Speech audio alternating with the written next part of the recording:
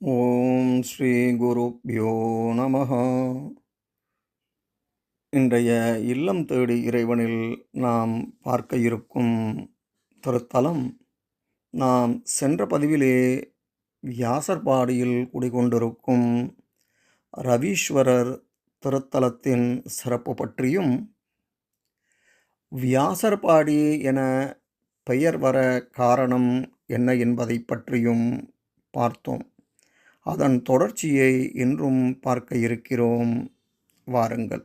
சிவன் சன்னதிக்கு பின்புற பிரகாரத்தில் இவருக்கு தனி சன்னதி இருக்கிறது. புலித்தோல் மீது பத்மாசனத்தில் அமர்ந்த நிலையில் வியாச பகவான் அருள் பாலிக்கிறார். வலது கையில் சின்முத்திரை காட்டி இடது கையில் சுவடி கையிலே வைத்திருக்கிறார். பௌர்ணமி அன்று அவருக்கு வில்வ மாலை அணிவித்து விசேஷ பூஜை செய்கின்றனர். குழந்தைகளை பள்ளிகளில் சேர்க்கும் முன் இவரிடம் வேண்டிக் கொண்டால் கல்வி சிறக்கும்.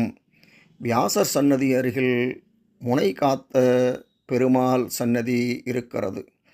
வியாசர் மகாபாரத கதையை சொன்னபோது விநாயகர் தனது தந்தத்தை உடைத்து எழுதினார் என்று புராணங்கள் கூறுகின்றன.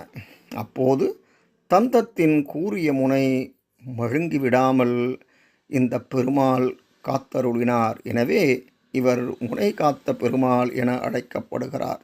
சதுர வடிவலான ஆவுடையாருடன் காட்சியளிக்கிறார் சிவபெருமான். தெற்கு நோக்கி வீற்றிருக்கும் ரகதாம்பிகை மற்றும் சாய்ந்த நிலையில் உள்ள சிவலிங்கம் இக்கோயிலின் சிறப்பு அம்சங்களாகும்.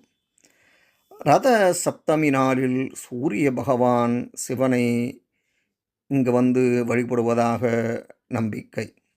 சிவன் சன்னதிக்கு பின்னால் பத்மாசனத்தில் அமர்ந்து பனை ஓலைச்சுவடையுடன் இருக்கும் வியாசர் சன்னதி சிறப்பு வாய்ந்தது. கண் சம்பந்தமான நோய்கள், சூரிய தோஷம் மற்றும் கல்வியில் சிறந்து விளங்க மக்கள் இங்கு வந்து வழிபாடு நடத்துகின்றனர். வைகாசி மாதத்திலே 10 நாட்கள் பிரம்மோற்சவமும் ஆனி திருமஞ்சனம் மற்றும் நவராத்திரி விழாக்கள் இங்கு சிறப்பாக கொண்டாடப்படுகிறது. சமயம் கிடைக்கும்போது இந்த திருத்தலத்திற்கு சென்று ரவீஸ்வரரையும் மரகதாம்பிகையும் முனை காத்த பெருமாளையும் தரிசித்து எல்லா வளமும் நலமும் பெற்று வாருங்கள். நன்றி.